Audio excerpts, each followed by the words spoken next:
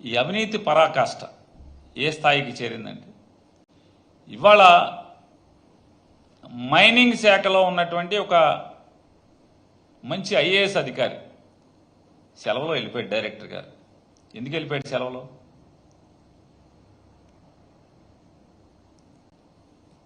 ఈ సెలర్ కూడా భరించలేక వేధింపులు, డబ్బు డబ్బు డబ్బు డబ్బు ఫైల్స్ సంతకాలు పెట్టు, ఈ గోల్తోనే ఐఏఎస్ ఆఫీసర్ కూడా పలాయనం చిత్తుకుంచుకునే పరిస్థితులు. కాబట్టి ప్రస్తుతం ఆ ర్యాంకింగ్లు ఇస్తే అవినీతి పరాకాష్ట, అవినీతి సామ్రాట్టు మావురుడు అవుతాడని చెప్పనేది సెక్రటరియట్ వర్గాలు పోగొట్ట.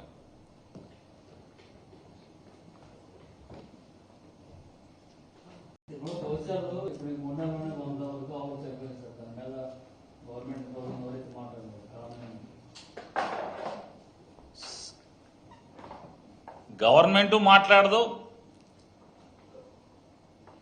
హార్డ్ కోర్ సనాతని కూడా మాట్లాడదు.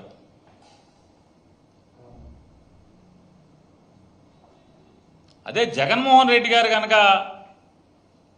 ప్రభుత్వంలో ఉంటే రచ్చ రచ్చ యాగి యాగి, అసలు మామూలు యాగి కాదు. హైందవ ధర్మాన్ని రక్షించినటువంటి, నిలబెట్టినటువంటి, కాపాడినటువంటి హైందవ సాంప్రదాయాలను కానీ లేదా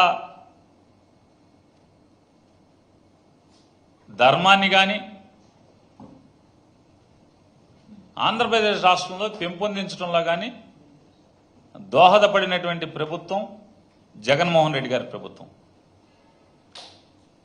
చంద్రబాబు గుళ్ళు కూలిస్తే ఆ గుళ్ళని నిలబెట్టినటువంటి ప్రభుత్వం జగన్మోహన్ రెడ్డి గారి ప్రభుత్వం. అలాగే రాజకీయాల కోసం రథాన్ని దహనం చేసినటువంటి కీచక రాజకీయాల ప్రత్యామ్నాయంగా కోట్ల డబ్బుతో రథాన్ని కొద్ది మాసాల్లోనే పునర్నిర్మాణం చేయించినటువంటి, ధర్మాన్ని నిలబెట్టే ప్రభుత్వం జగన్మోహన్ రెడ్డి గారి ప్రభుత్వం. రాజకీయాల కోసం దేవుళ్ళ శిరస్సుల్ని కూడా వదలనటువంటి దుర్మార్గ రాజకీయాలు నడుమ మళ్ళీ ఆ దేవుడి యొక్క ఆకృతిని, ఆకారాన్ని దర్శనీయంగా తయారు చేసి నిలబెట్టినటువంటి ప్రభుత్వం జగన్మోహన్ రెడ్డి గారి ప్రభుత్వం. గోవుల్ని రక్షించిన ప్రభుత్వం, గో సంపదని పెంపొందించినటువంటి ప్రభుత్వం, తిరుపతిలో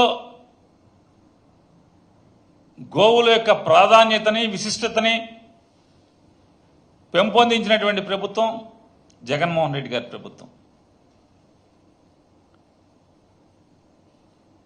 ఇవాళ